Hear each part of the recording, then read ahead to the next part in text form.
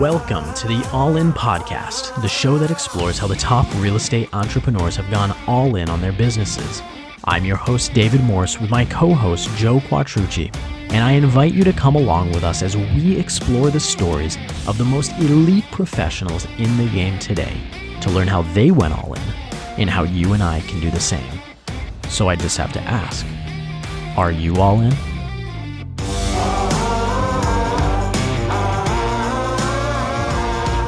Hey everyone, welcome back to another episode of the All In Podcast. I'm your host, David Morse, team leader, CEO at Keller Williams in Scottsdale, and I'm with my co-host, the one and only Joe Quattrucci. Hello there. How's it going today, man? Excellent.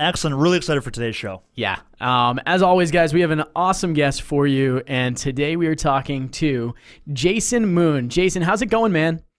Great. I'm excited to be here with you guys. Thanks for being here, Jason. So let's just dive right into this stuff because you've got an incredible story. You're 30 years old. You've been in real estate for just about 6 years now. Last year, 2019, closed 34 units, just over $20 million in volume. This year, you're on pace for $30 million in volume. Obviously, those numbers just speak for themselves. Before we get into your actual tactics and strategies, I want to take your story kind of back to the beginning. You graduated from UC Davis back in 2011, and I understand you didn't get right into real estate. So start us off by telling us a little bit about that journey. What did you experience after graduating college, and how did you eventually get into real estate?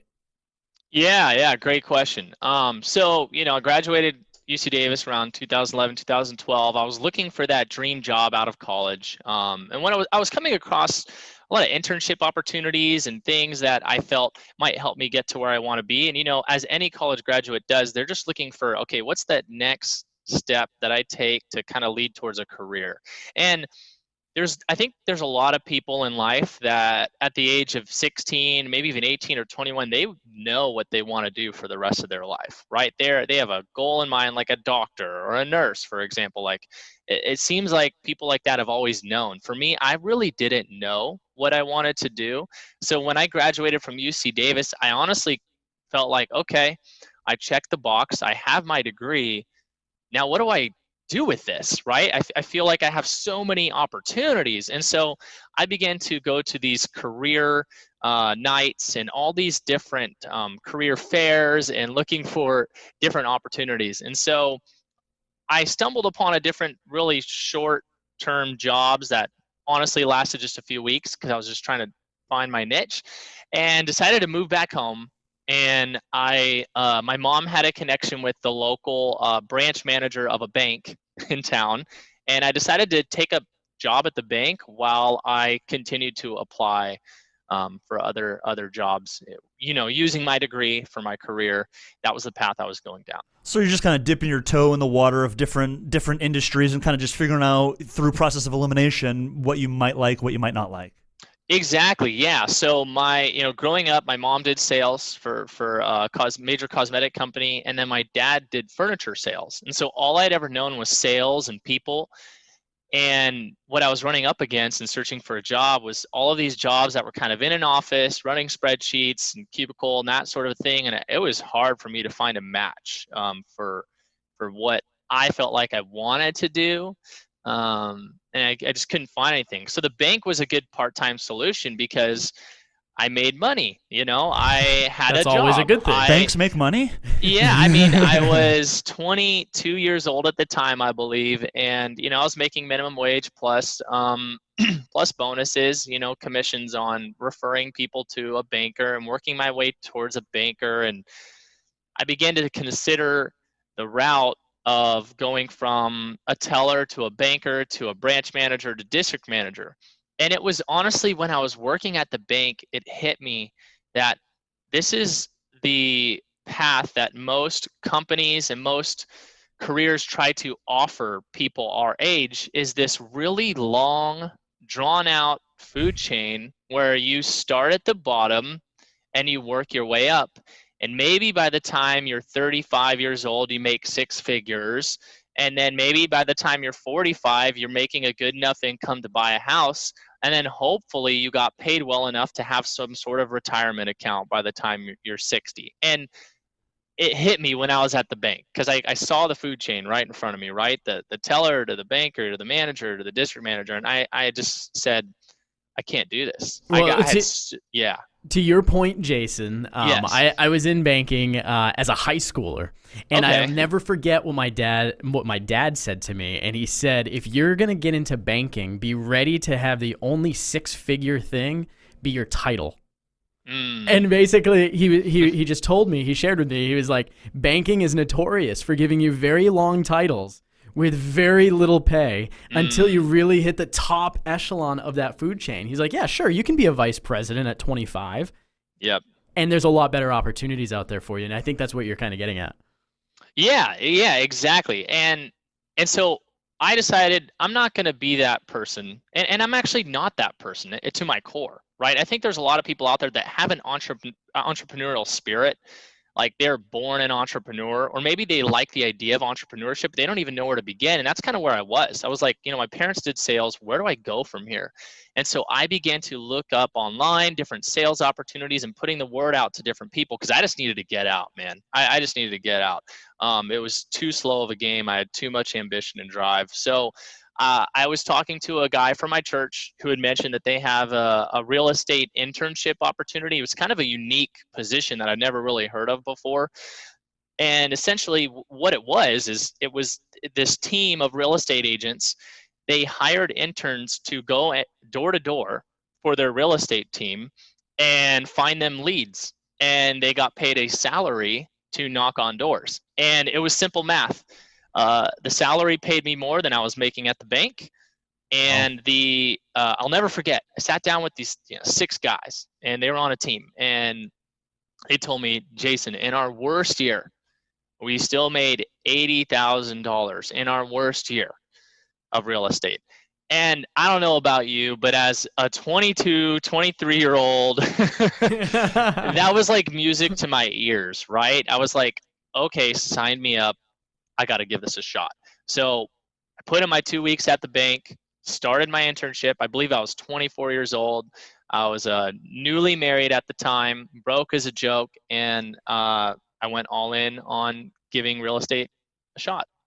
So talk to us about that experience. What was it like to be actually door knocking? You said you had some sales experience with your parents. What was it like actually out there pounding the pavement day in and day out, crushing the doors? I mean, what was that experience like? What did you learn through that process? Yeah, so I had no idea what I was signing up for, right? I just said, sure, this pays better.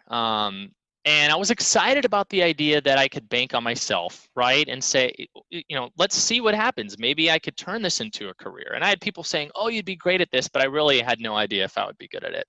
So what was that experience like? It was actually kind of funny. The guys would drive a golf cart into neighborhoods, and we would drive the golf cart up and down streets. And I'd hop out on one side, another guy would hop out the other. We'd knock the door, get back to the cart, drive up to the next set of houses, and we would do that for hours. Here's what I wasn't told, and you're not going to believe this, but I literally door knocked every day, 5 days a week, 4 to 6 hours a day. No. Yes. That's amazing. You must have some really great shoes. Oh my gosh, I had holes in my socks. I had holes in my shoes. I couldn't afford new shoes. I finally bought some new shoes that were very, I went to the local Ross, I think, and I bought some new shoes because it's all I could afford, right? And I was like, I just need something comfy. And so that's what I did, and I actually found that I was pretty good at it really quick.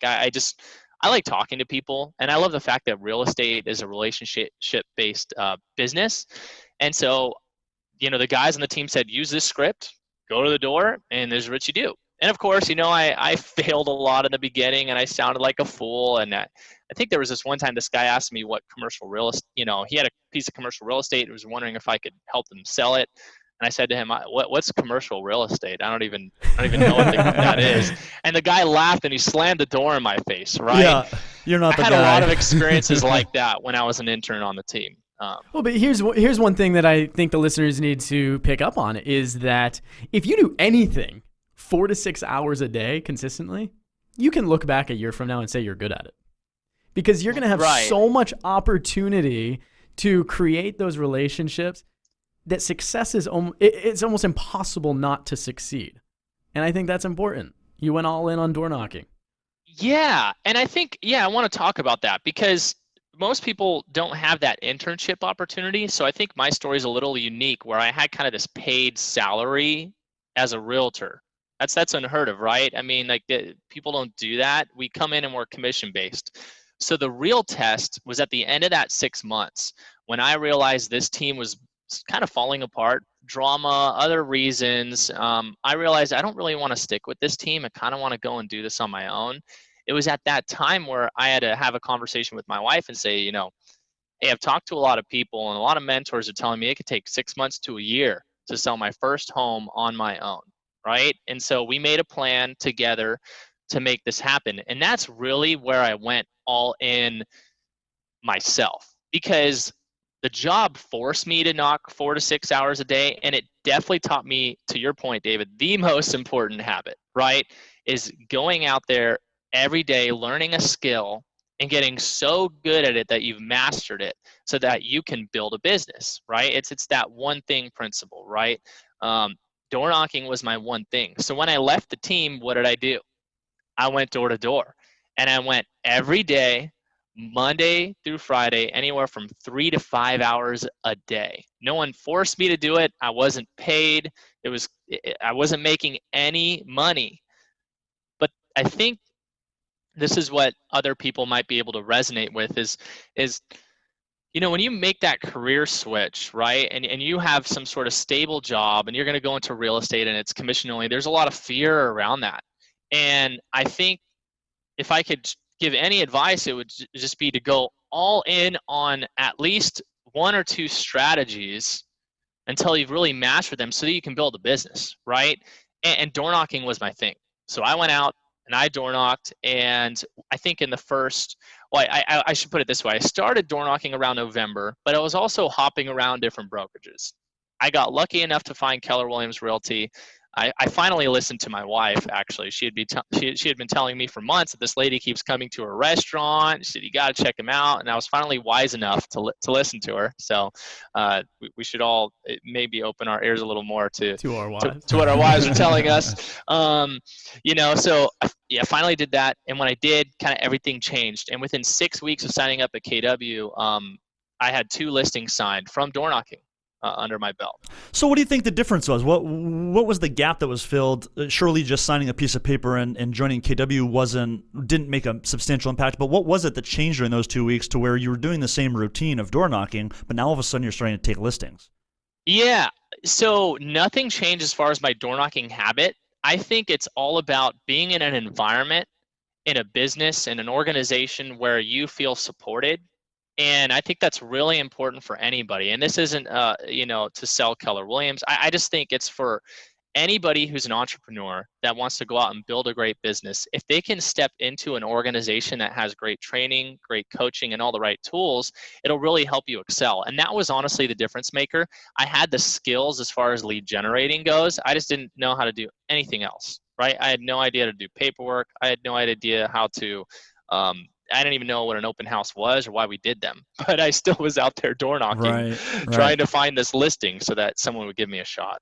So one question that's coming to mind for some of the newer listeners, maybe they're listening right now. Yeah. Tell us a little bit. I don't want you to go into the whole script, but what was the basic premise when you knocked on somebody's door? What was your basic strategy? Were you there just to capture contact information, or were you there to make a good first impression, or what was your mindset going into each door that you were about to knock? So it was the way I was taught, and the way I was taught on this team was to just go for it. And you have to be willing and bold enough to ask the question. And the key part of the script was, when do you plan on moving? That was it. So I might, go up to the door and say, hey, my name's Jason Boone. I'm a local realtor. One of these homes on your street just sold, multiple offers, 30,000 over asking. It's a great time to sell. When do you plan on selling? And I did that on repeat, door after door after door after door.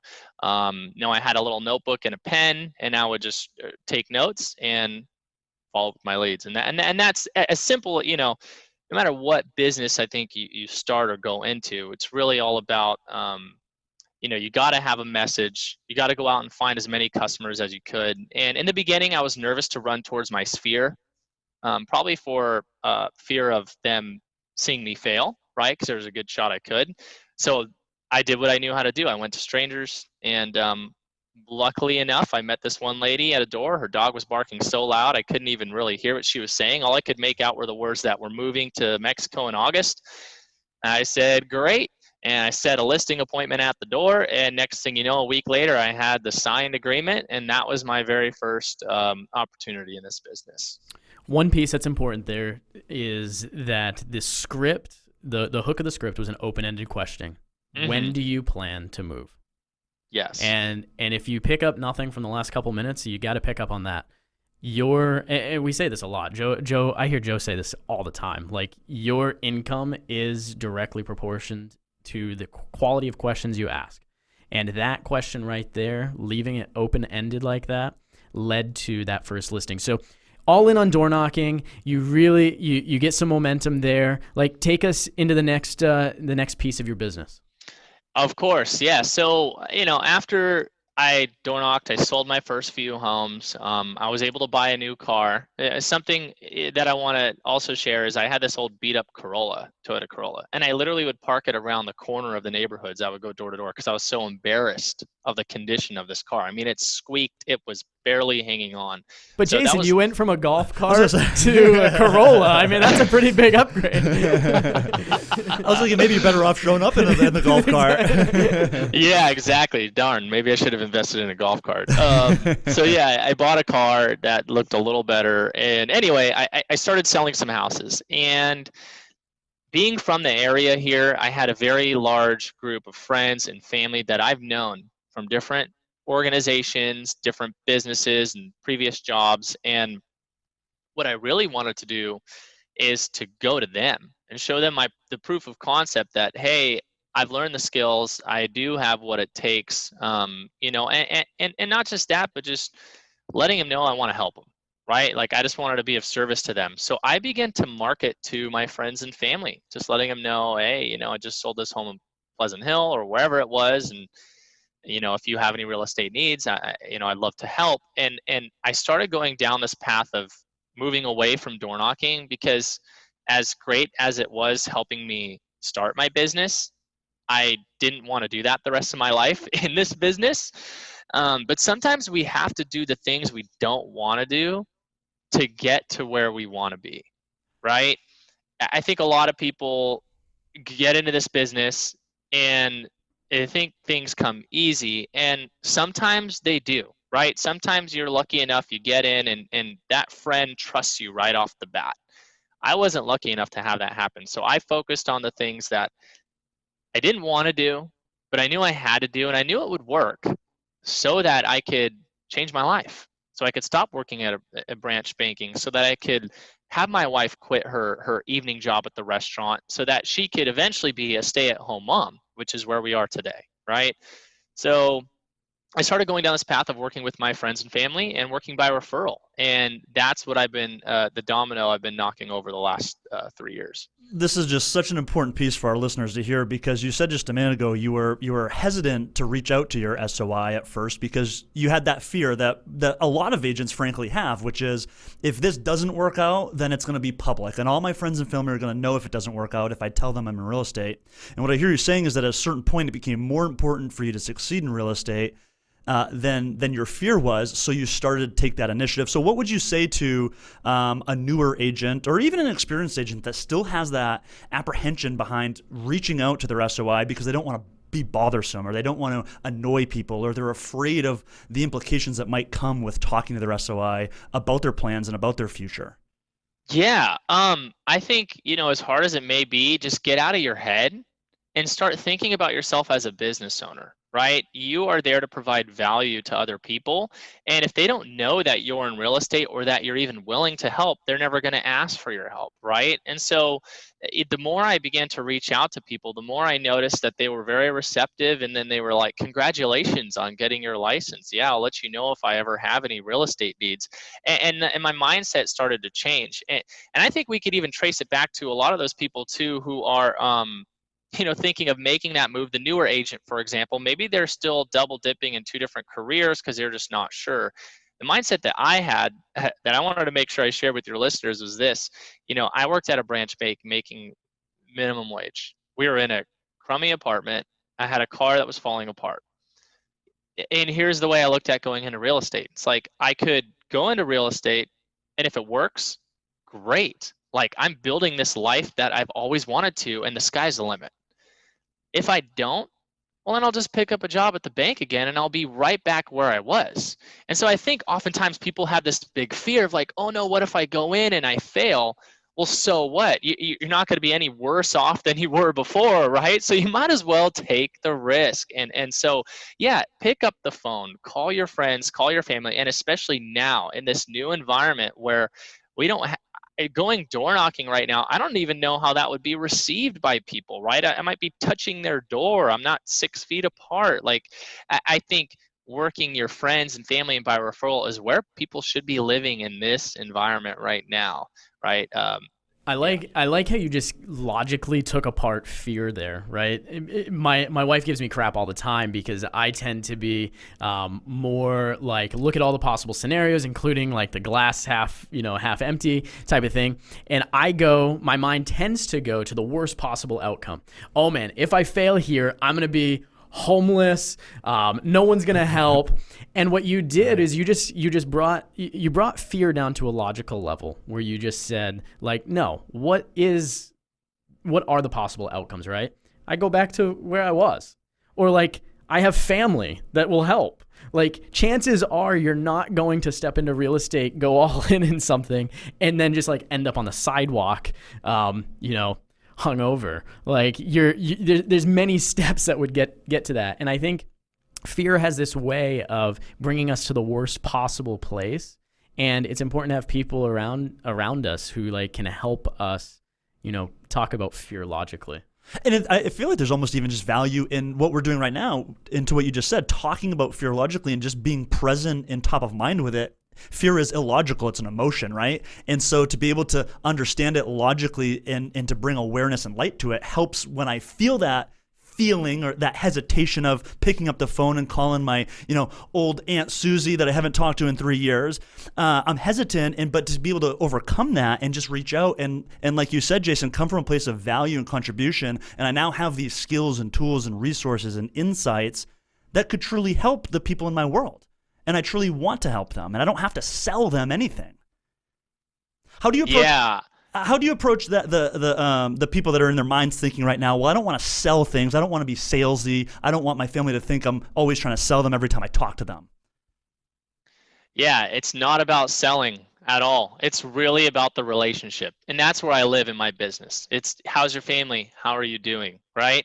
I have a very relational approach to my business, whereas a lot of people see it as business and see it as sales, and you can grow the business that way. I just am a relational person, right? So I stay true to my core, and when I'm reaching out, I want to know how they're doing. I want to know how their family is because I actually care. I really do. I care about my clients. I care about my friends and my family members, and I want them to know that I can help them if they choose to work with me. And I think that's really as simple as that. So when I do make my calls, of course, I might ask them, hey, do you know if I have a home on the market, it's a beautiful home and it's a great deal, I might share that with them on the phone and say, do you know anybody who wants to live in this area? And it's not necessarily because I think they might know of somebody living in that area, but it's actually just to kind of remind them like, hey, I'm in this business and you might know of someone who wants to live in this neighborhood, but it's also to just help remind them that I'm a realtor. I take a very soft close approach, right, to my calls. So that's what I do. If you don't mind, I'd like to go back to that fear thing real quick too. You guys were just talking about just very briefly. So David, I love what you said about having the right people around you to help you overcome fear. I feel like that's so important, right? So if you're going to go all in on real estate, or if you're going to go all in on whatever it is you're doing, make sure you have the right support group and support system around you. And we always say these phrases like support group, and what does that mean? It's literally have a mentor, have a friend, have somebody who's asking you the tough questions and making sure that you're making sound and wise decisions for your life. And I did that when I got into real estate. I also did that when I bought my first home. My fear was like, well, what if I can't afford it? I went to that worst possible scenario. I said, what if I can't afford my home anymore and I foreclose? as insensitive as it may sound to a lot of people, I said, well, and so what? I lose my home. Are people going to point and laugh at me? Like, oh my gosh, what a failure. You lost your home. No, they're not. They actually might feel really bad. And the best part about it is I knew I did what it took to buy a home, and I know how to do that again. Right. And so, I think we need to make sure we address fear, we get rid of it so that we can move past that and truly just focus on the business itself. Definitely. It's so good. I resonate with it so much because it's something that I've had to deal with and grow with. And just one more point on this. We have coaches in almost every aspect and area of our lives, right? We start, probably all three of us had a T-ball coach at like 3-4 years old. And yet in our business, we don't necessarily look at it as something that we need a coach or a mentor in, someone who can help us think about the business with some perspective, from an outside perspective looking in. I think it's crucial that realtors have that.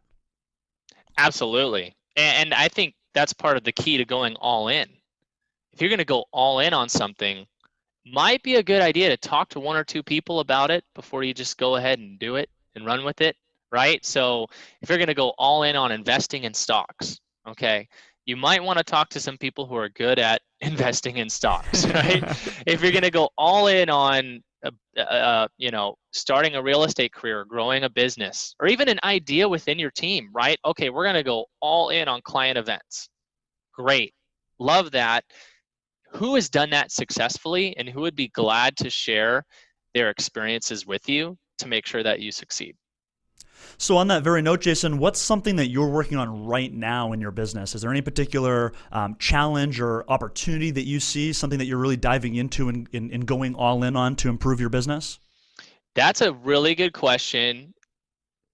As very typical of an entrepreneur, I wouldn't say there's one thing. There are many things that I wish were in place or that I'm working on. If I had to choose one thing right now, is I recently hired on staff. I hired on an assistant, and we're really just focusing on our systems and all of our checklists on the back end, because the last thing I want to do is to have that really bog down our ability to grow. And so and we're having to change some of that too, right? Because of this environment that we're in. So I'm focusing all in right now on systems and making sure that all of the right things are in place for the business to grow. And another thing I'm focusing on right now is pivoting. I used to do a lot of belly to belly, face to face lunches, client events, those sort of interactions. And now I'm hitting a challenge. I can't throw a big 50, 100 person party anymore. I got to figure out how to do this virtually and add value to people over Zoom. And I think the message changes too, right? It's not so much about the party right now. Maybe it's more about how people are doing. Like, how's your family? How are you doing? Is everything okay? And is there anything we can do to help you? Yeah, I think, above all else, that's more important right now than the party. So there's a lot I'm having to pivot and change, and it's an ongoing thing. So What do you see for the future, Jason?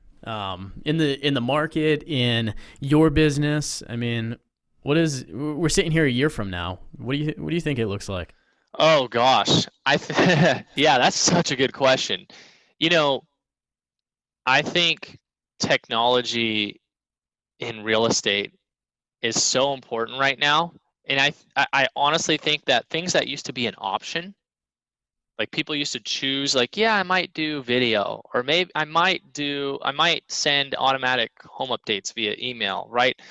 I have a feeling that over the next 12 months, those those won't become options anymore. Those will be musts.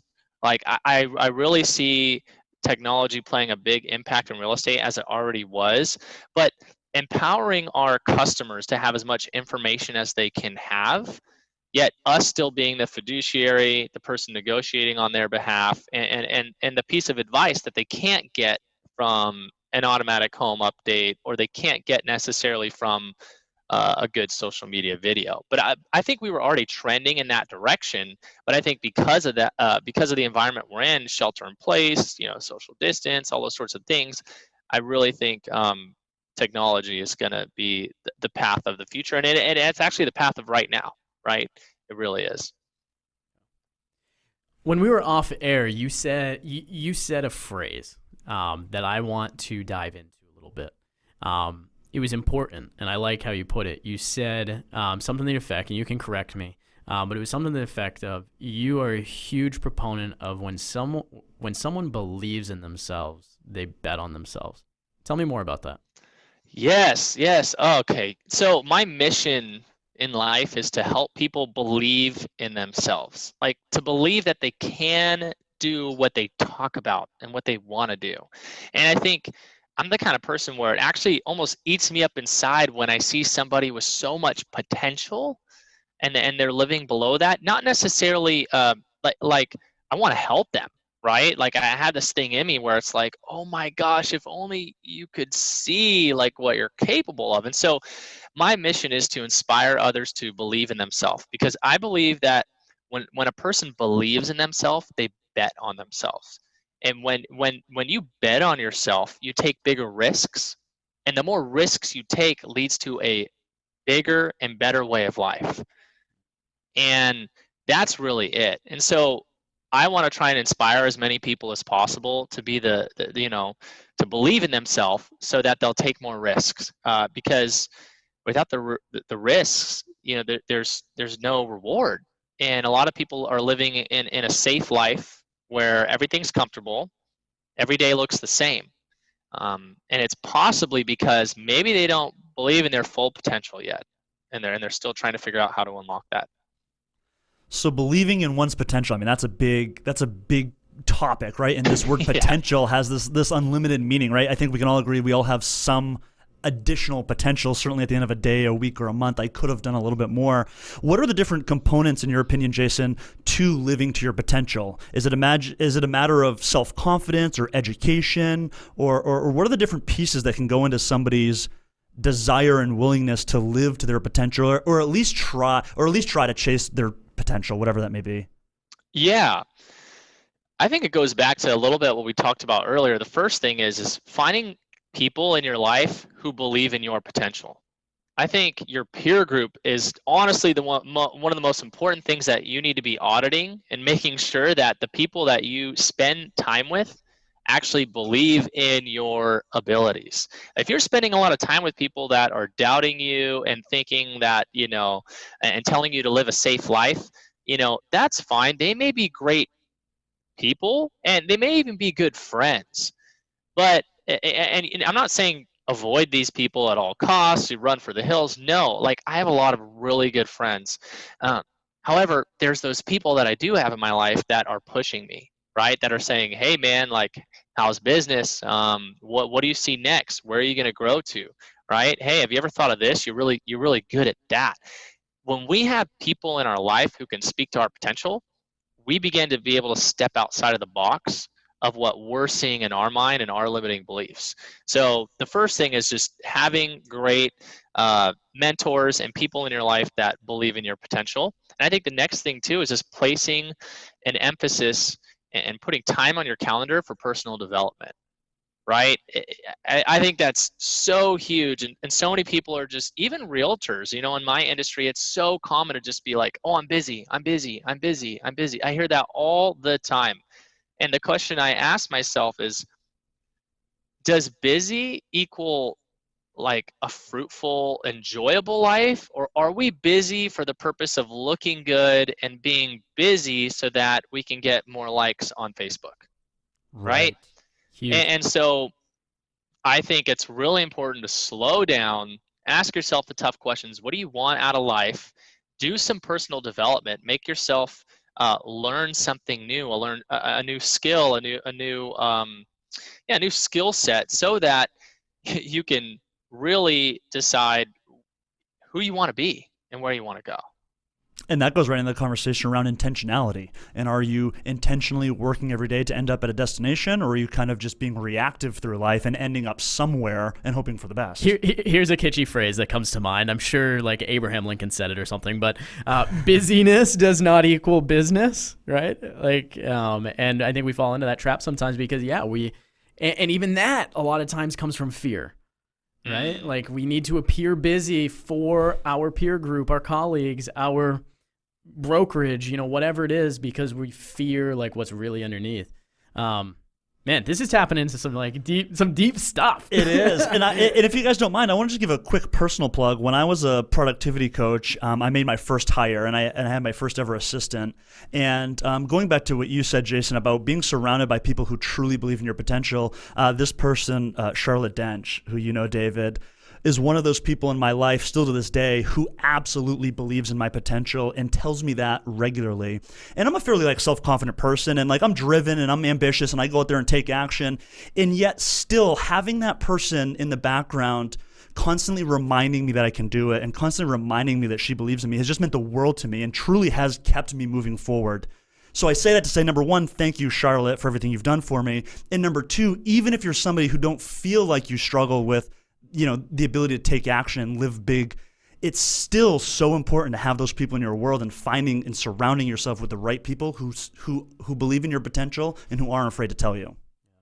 That's huge. Absolutely. And I think part of that, of what you just said, is also humility, right? We have to be willing to say to someone else, like, hey, I'm struggling. Or maybe, hey, can you just do an inventory check? Am I doing this right? That's what mentorship really is, at a real deeper level. It's finding those people and giving them permission to actually look into your life, or let's say your business. Look into your business and actually go, I think you're spending too much money here. Why are you focusing on this when your strength is, for example, maybe you are a person who's not going to enjoy talking to 30, 40 contacts a day and making all these phone calls. Maybe your strengths are in systems and technology and marketing, right? So a good mentor might say, hey, David, I noticed that you have a real gifting in technology. Your social posts are great. Have you thought about doubling down on spending money on ads and going that route rather than this cold calling thing, which seems to keep leading you towards a dead end, right? That's what a good mentor will do in your business, in your life, and I think that's really the key of succeeding in any business is finding that mentor and giving them permission to look into your life. But you gotta be humble enough, and humility is the key, right? Because going back to the busy thing, I have to ask myself too, when I'm posting it's something that just sold, or I'm talking, am I doing this to look good, or am I doing this to try and share with others that I want to help more people? And I have to slow down and say, am I just being busy because this is just what people do, or am I actually being productive and purposeful, living an intentional life? Yeah. Good stuff right there. And we talk about, I love that you bring up business and life, because we do. Joe and I talk a lot about having those people in each different aspect of your life. And it was a mentor of mine outside of business who once told me that you need people that are around you that are wise in different areas, because you have blind spots. And that's what you're just talking about. And by their very nature, you're blind to blind spots. And it requires humility to actually say, okay, you know what? You're right. I am blind to this, and that's why I need you in my world to speak into this. So this is a huge conversation. I don't care if you are old, young, a rookie, a millionaire real estate agent. This is an important conversation, and you need to take an inventory and audit the people that are in your life and business. Yeah, I wouldn't be where I'm at in my business at my level where I am today without having those mentors and those people who have helped me along the way. I wouldn't be where I'm at with my marriage without having those mentors and those people who love us and are praying for us and are helping us, right? So I think we need to do an inventory check in the different areas of our life and go, do I need a mentor here? Where am I struggling? Do I need some help? And so that's what I love about my business, and I love giving back and mentoring others too as well, in this business, because there are people who, where I was when I was 24 years old, and them right now, my heart goes out to them. They're starting the business in the middle of a worldwide pandemic. Right? Something that we didn't have to do. No, something that I never had to do. And so while I may not be able to relate I have been there at the beginning, and I look at those people, and I want to help them. So, yeah, this Well, is hey, great. if they can do it in this market, they can do it in any market. That's right. Absolutely. Belief in yourself results in betting on yourself. That's huge. I think it's time to transition into the last segment of our show. Let's do it. 3, 2, 1, action. Here are 3 questions that we ask every single guest. You want to kick us off, Joe? Jason, number 1, who is the one person, whether you've met them or not, who has had the most substantial impact on your business, and why? Ooh, on my business. I can only pick one person, huh? That's okay. the common response. That is the common response. If I had to choose a person, man, I want to name 2 people. I have to name 2 people. I don't think we should let him. Okay, no. You should have just done it. Then we couldn't say anything. It would be my pastor, number 1. Always believed in me. Always told me I can do it. Right for my mindset. And then the second would be Carl Batiste. He is a phenomenal coach, and he was my productivity coach from the very beginning. And I think if it wasn't for him and his mentorship with me and his belief in me as a new agent, I would not be where I was today, right? Every new agent struggles with fear and everything we talked about earlier. And in the early days, I mean, those first couple of years, he really coached me through a lot, and I'll not be where I'm at today without his help. So. Super cool. I'm glad we let you go with 2. All right, question number 2. What is the single most influential book that you've ever read or are reading on your business? Ooh, on your business. The One Thing. Yeah, hands down. The One Thing. It's got to be my favorite book on business by far. If you guys have read The One Thing. Oh yeah. Oh yeah, but for listeners who might not know, I can't remember if anyone said. Probably a couple of our guests have said that, but tell us why The One Thing is so impactful. Because it really helps me focus and narrow down what I really should be doing. The One Thing is all about making sure your day-to-day life is in line with where you want to be 5 years, 10 years from now.